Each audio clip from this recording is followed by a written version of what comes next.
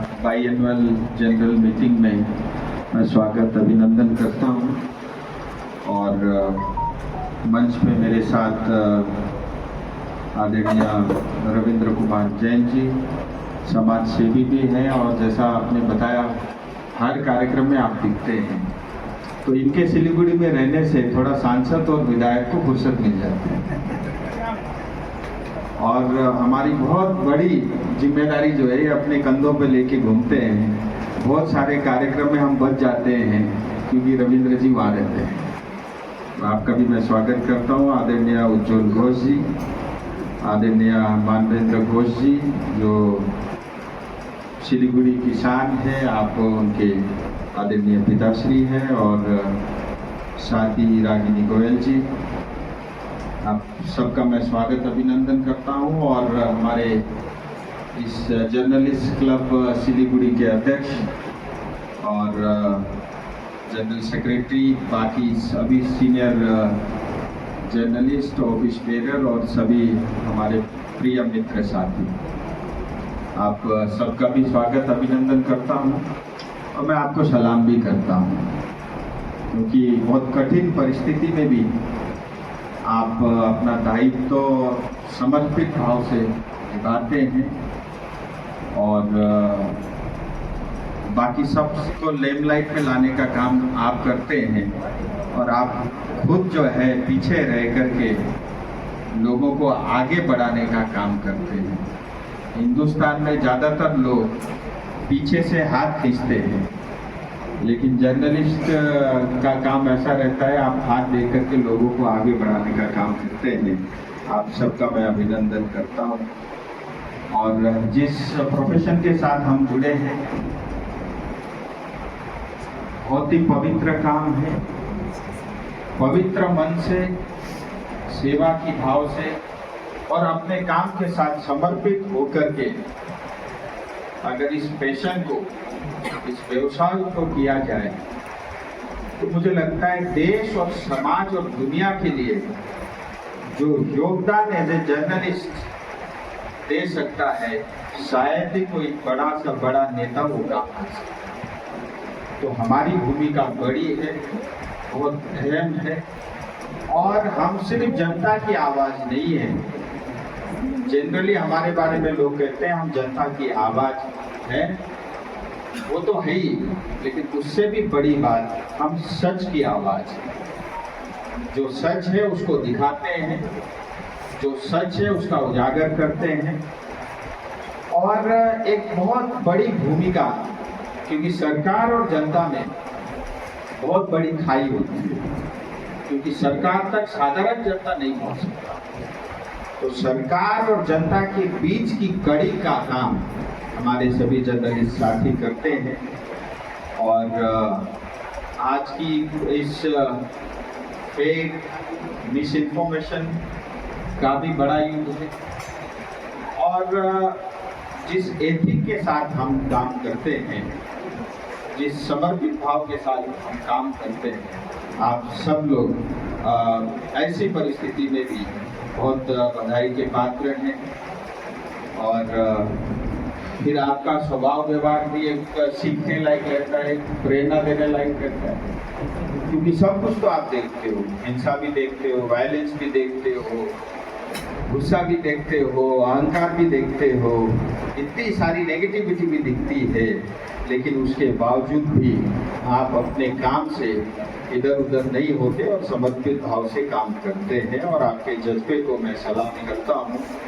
और मुझे ये भी बताते हुए खुशी है, हमारे सभी जर्नलिस्ट पश्चिम बंगाल के साथियों के लिए आदरणीय मुख्यमंत्री जी ने एक टोकन के रूप में 5,000 रुपये रिटायरमेंट के तौर पे हर माह मिलेगा, इसकी घोषणा भी की है। भले ही ये राशि बहुत छोटी हो, लेकिन ये एक सम्मान है और एक रिकॉग्निशन है सरकार की ओर से कि इस समाज में, अपने प्रदेश में, इस देश में आपका भी एक बड़ा योगदान है और आप सब लोग सम्मान के पात्र हो।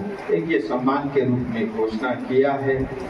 और जैसा सिलीगुड़ी के बारे में बताया, सिलीगुड़ी किसका है? सिलीगुड़ी हमारा है।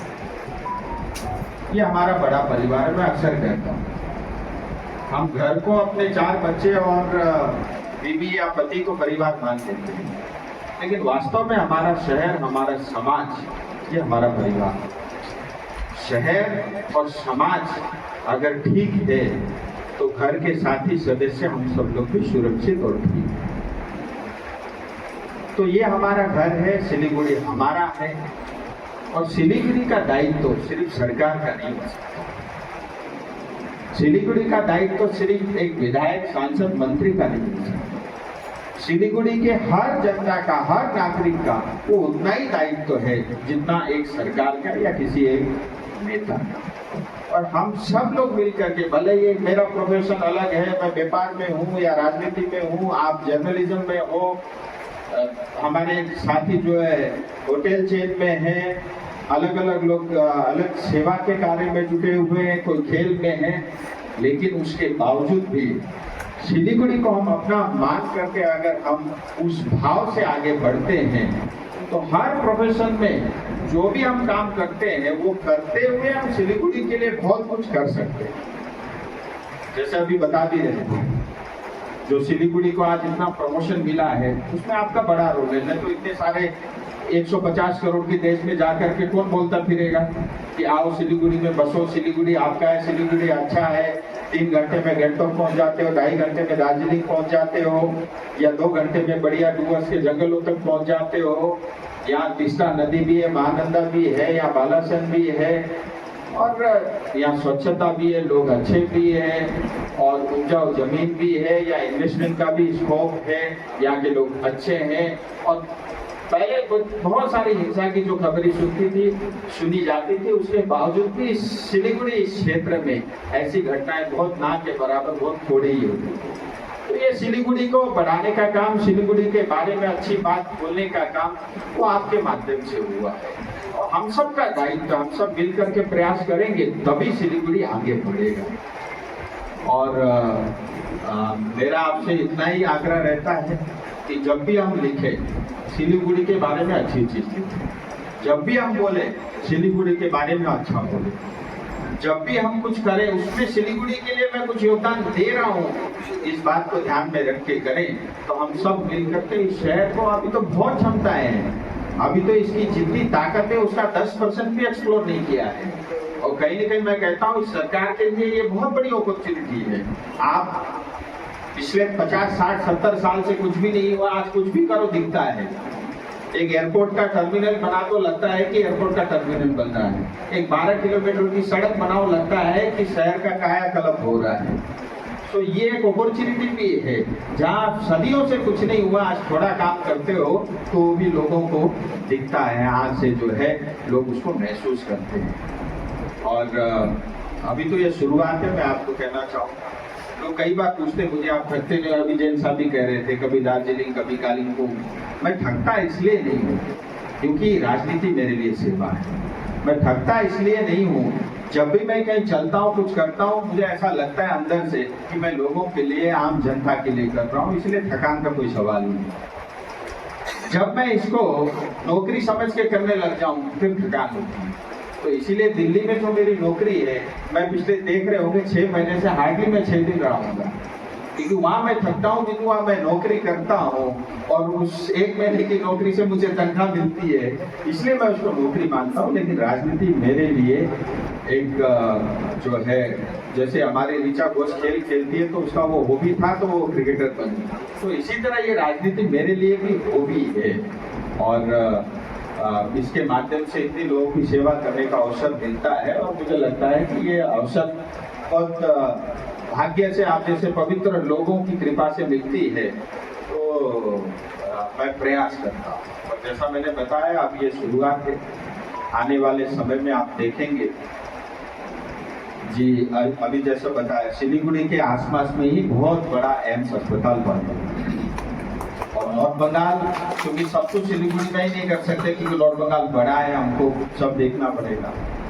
तो सिलीगुड़ी नॉर्थ बंगाल के आसपास में ही जो एक IIT भी आएगी, नॉर्थ बंगाल में IIM भी आएगा, और दार्जिलिंग में अस्पताल की बहुत बुरी अवस्था है। 500 बेड का एक सुपर स्पेशलिटी अस्पताल बन रहा है, उसके लिए जगह भी चयनित हो गया। इतने सारे टूरिस्ट आते हैं, एक्सीडेंट होता है। 100 बेड का एक ट्रामा सेंटर जो है वो दार्जिलिंग पुराना ओपीडी बिल्डिंग में ही बन रहा है। कालिम्पोंग के लिए एक मेडिकल कॉलेज के लिए ऑलरेडी 20 एकड़ जमीन हमने सरकार को अलॉट कर दिया है। खरसियांग में जो अभी सब डिवीजन अस्पताल था उसको बढ़ा करके 250 बेड का कर रहे हैं। सिलीगुड़ी के पास में एम्स बनेगा और जितने भी हमारे सब सेंटर थे उन सबको कन्वर्ट करके सारे को वेलनेस सेंटर में कन्वर्ट कर रहे हैं। और इसके साथ ही डेवलपमेंट में अगर आप देखेंगे, ये जो अभी सड़क बन रही है जहाँ खत्म हो रहा है सेवक आदमी के, वहाँ से आगे कोरोनेशन ब्रिज तक 14 किलोमीटर की 4 लेन बननी है। 6 लेन का कोरोनेशन ब्रिज बनेगा, पहले 4 लेन की थी, अब वो 6 लेन का हो गया। कोरोनेशन ब्रिज से लेकर के जो है अलीपुरद्वार तक 180 किलोमीटर की 4 लेन की डेडिकेटेड हाईवे बनेगी और वो एक्सटेंड होगा गुवाहाटी। सिलीगुड़ी के चारों तरफ रिंग रोड 180 किलोमीटर की उसकी स्वीकृति हो गई है, पहले एनओसी के कारण रुका हुआ है।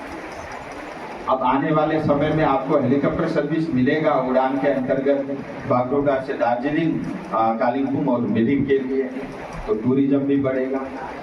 दार्जिलिंग में इतनी ट्रैफिक की समस्या रहती है, वहाँ अभी 3 माइल से लेकर के लेबोंग का वो एक सर्कुलर रूट था, कई साल से अटका हुआ था, वो अप्रूव भी हो गया और हमने जीटीए के पास नहीं रखा, उसको पीडब्ल्यूडी को दे दिया, हैंड ओवर भी हो गया।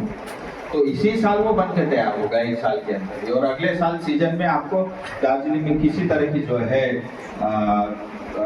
ये ट्रैफिक की समस्या नहीं मिलेगी। दार्जिलिंग के लिए नया अल्टरनेटिव हाईवे अप्रूव हुआ है और अल्टीमेटली वही अल्टरनेटिव हाईवे यहाँ से लेकर साउथ बंगाल तक पहुँचेगा। तो इसके साथ ही अन्य बहुत सारे, और अभी राइट्स वाला पिछले 3 दिन से पहाड़ों में इंस्पेक्शन कर रहे हैं। आपको मुझे बताते हुए खुशी है कि 7 नए रोपवे जो है दार्जिलिंग पहाड़ के लिए बन रहे हैं और एक बड़ा रोपवे तो जो है उसकी फिजिबिलिटी अभी देख रहे हैं।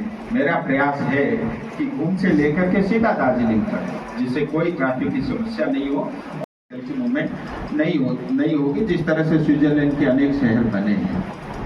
सो ये सब है, पीने के पानी को लेकर के, आवास योजना से लेकर के तमाम योजनाएं जनता के तक पहुंचे, उसके लिए ये सब भी है। एक प्रयास हमेशा ये रहता है। अब यहाँ बहुत सारे होटल भी बन रहे हैं, 2 दर्जन से ज़्यादा तो होटल ऑलरेडी साइन हो चुके हैं। अब आपके बच्चों को शादी कराने के लिए आपको दूर दराज जाने की जरूरत नहीं पड़ेगा। बट ये है कि होटल वाले भैया भी ये बैठे अपने जनरली साथियों के लिए 50% डिस्काउंट कराते हैं। तो इतनी सारी एक्टिविटी हो रही है और भविष्य में यहाँ पे इंडस्ट्री भी आएगी और ऑलरेडी बहुत बड़े बड़े जो है कॉर्पोरेट घराने ऑलरेडी यहाँ पे जमीन देख रहे हैं। तो इस पूरा प्रयास के पीछे एक बड़ा मकसद है कि हमारे कोई युवा साथी भाई बहन को नौकरी के लिए यहाँ से धक्के खाते हुए उसको बेंगलोर या दिल्ली तक जाने की जरूरत न पड़े, वो अपने घर में ही रहे, अपने माता पिता के पास रह करके एक सम्मान की नौकरी सिलीगुड़ी में उसको मिले, दार्जिलिंग में उसको मिले। ये प्रयास हम सबका है। जैसा मैंने बताया, हमारे पास अपार क्षमता है, पैसे की कोई कीमत नहीं, मतलब पैसे की कोई अभाव नहीं। सरकार के पास बहुत पैसा है और भारत सरकार से भी आएगा, लोग भी इन्वेस्ट करेंगे। कमी होती है इच्छा शक्ति की। अगर आपके पास इच्छा शक्ति हो कुछ करने का, अगर आपने ठान लिया हो, ये सब जो मेरे प्रोजेक्ट जो मैं अभी आपको गिना रहा हूँ, गीत गा रहा हूँ, ये आज के थोड़ी नहीं, मैं 2019 में बना तब से मैं चिट्ठी लिख के प्रयास कर रहा हूँ। बहुत सारे काम हो गए, बहुत सारे काम जो है अभी स्टेट गवर्नमेंट एनओसी के कारण अटके हुए थे, जो अभी काम शुरू हो गए हैं। तो यहाँ पे एक वो आरओबी ब्रिज बनना था फांसी देवा के रास्ते में, रंगापानी, वो सरकार ने 100 करोड़ रुपए दिए, उसके बावजूद भी 3 साल से एनओसी नहीं दिया डीएम ने। अब सरकार बनते ही वो एनओसी मिल गया, अब काम शुरू है उसका। छोटी मोटी सड़कें जो है, प्रधानमंत्री ग्राम सड़क योजना RIDF के अभी 50 अप्रूव हुए हैं, 100-150 और आने वाले हैं। तो कनेक्टिविटी में भी काम होगा। तो कुल मिलाकर के व्यापक रूप में इस क्षेत्र में काम होगा। एक शिक्षा का क्षेत्र ऐसा है जिसमें अभी बहुत कुछ करना मुझे स्पष्ट दिखता है, क्योंकि ये क्षेत्र पूरा शिक्षा के लिए जाना जाता था। कहीं न कहीं हम उसमें पिछड़े हैं, कुछ हमारी गलत नीतियों के कारण। वो एक क्षेत्र ऐसा है जिसको काबू करना और जिसमें बहुत कुछ करने की अभी मैं मतलब उसमें वो स्पष्ट रूप से दिखता हूँ। आने वाले समय में उसका भी प्रयास होगा और हम सब लोग मिल करके सिलीगुड़ी को प्रमोट करें चैरिटी घर से ही स्टार्ट होती है। हम दूसरों को कहेंगे तुम सिलीगुड़ी के बारे में अच्छा बोलो और खुद नहीं कहेंगे तो होगा नहीं। पहले हम शुरू करेंगे तो दूसरे फिर ऑटोमेटिकली उसको फॉलो करेंगे। तो आप सबका बहुत बहुत धन्यवाद। जो हमारे जर्नलिस्ट साथी यहाँ पे पद पे रह करके सभी की चिंता की और हमारा जर्नलिस्ट क्लब आगे बढ़े, इसके लिए उन्होंने काम किया। मैं उनको भी बधाई देता हूँ। जो नए साथी आज जिनकी घोषणा होगी, मैं उनको भी भविष्य के लिए शुभकामनाएं देता हूँ। बस मेरा आप सबसे एक सुझाव है, क्योंकि ये बिल्डिंग बहुत दूर है। पहले तो आप ये तय कर लें कि आप इसी को बनाना चाहते हैं या शहर में कोई दूसरी जगह आपको मिलती है तो सरकार से अदला बदली करना है, या इसको किसी को रेंट में दे करके जो पैसा मिलता है उसके बदले रेंट में कोई शहर के पास में लेना है, जिससे आने जाने में लोगों को दिक्कतें नहीं हो। तो ये एक सोच लीजिए। दूसरा, जो भी साथी हमारे पदों पे पदाधिकारी के रूप में रहते हैं बोर्ड में, मेरा आप सबसे निवेदन है, आप जो काम करते हैं वो करिए, लेकिन अगर पद में है तो कम से कम रोज 1 घंटा क्लब को दीजिए। आप आकर के कार्यालय में बैठिए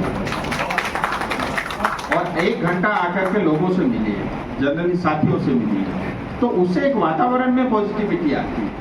हम पद तो स्वीकार लेते हैं, खदा भी पहनवा लेते हैं, लेकिन अगर उसका सम्मान नहीं करते, अगर उसके लिए हम समय नहीं देते, तो मुझे लगता है वो नाइंसाफी है और वो कहीं ना कहीं एक परंपरा गलत होती है।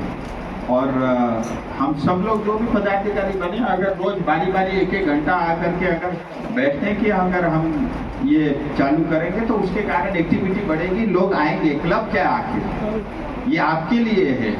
दिन भर में आपको थकान हो, आकर के बैठो, लोगों के साथ बातचीत करो, आपको आकर के जहाँ शांति मिले, जहाँ आपको लगना चाहिए कि 1 घंटे बैठे तो आपको कम से कम आपकी थकान मिट गई। सो ये सब क्लब इसीलिए बना है, कोई ऐसा थोड़ी ना है कि कोई प्रेस कॉन्फ्रेंस करने के लिए जगह है इसीलिए बना लिया। ये आपके लिए, आपकी सुविधा के लिए है। तो यही मेरा एक छोटा सा सुझाव है। और दूसरा, हम सब लोग क्लब में कुछ ना कुछ कंट्रीब्यूट करना चाहिए। एक सांसद के रूप में मुझे जो भी करना है आप कहिए, मैं अवश्य करूँगा। मैं मंच से घोषणा नहीं करूँगा, इस कार्यक्रम के लिए भी मुझे कुछ करना होगा मैं करूँगा, और भविष्य में भी आपके लिए कुछ करना होगा। क्योंकि फायदा क्या है, या 200 लोगों के लिए कुछ करने की जरूरत नहीं है। एक जगह क्लब में करो, वो क्लब क्योंकि सबका है। तो हमारे विधायक भी है, मंत्री भी है, हम लोग मिलकर के आपके लिए जो भी हो सकता है करेंगे, क्योंकि आपका सहयोग करना, आपकी सहायता करना, एक सांसद होने के नाते ये हमारी भी जिम्मेदारी है, क्योंकि अल्टीमेटली आपको प्रोटेक्शन कौन देगा। और मैं आपको एक चीज़ और बताता हूँ, कोई जर्नलिस्ट को कोई धमकाएगा नहीं, ठीक है, और आपके पीछे कोई पड़ेगा नहीं। अगर ऐसी कोई शिकायत आती है तो आप मुझे बताओ। आपकी सुरक्षा ये मेरी गारंटी, आपका सम्मान ये मेरी गारंटी। अगर आपको सम्मान को कोई ठेस पहुंचाता है, उसमें मैं आपके साथ खड़ा हूँ। आप सबका बहुत बहुत धन्यवाद। जय हिंद, जय भारत।